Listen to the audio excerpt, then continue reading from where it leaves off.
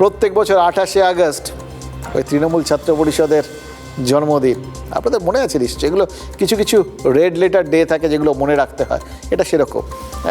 সেখানে নিয়ম করে বলা হয় এইবার ছাত্র নির্বাচন হয়েই যাবে, ছাত্র সংসদ নির্বাচন সব শেষ হয়ে যাবে এই অমুক তারিখের মধ্যে, বলা হয়, কিন্তু হয় না।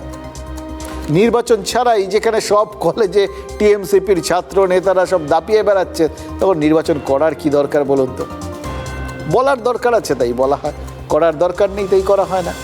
এবার এই অবাধ গতিবিধিটা কতদিন এরকম অব্যাহত থাকবে সেটা ডিপেন্ড করবে কোন কোন কলেজে এরকম পড়ুয়ারা নোটা দিতে থাকে, মানে নোটার স্লোগান দিতে থাকে। তবে এটাও ঘটনা, পড়ুয়ারা কেন রাজনীতি চাইছে না এটাও তো গুরুত্ব দিয়ে ভাবা দরকার। তাহলে ওই জলপাইগুড়ির পড়ুয়াদের সঙ্গে নেপালের ওই বিক্ষোভরত পড়ুয়াদের মেলটা খুঁজে পাওয়া যেতে পারে।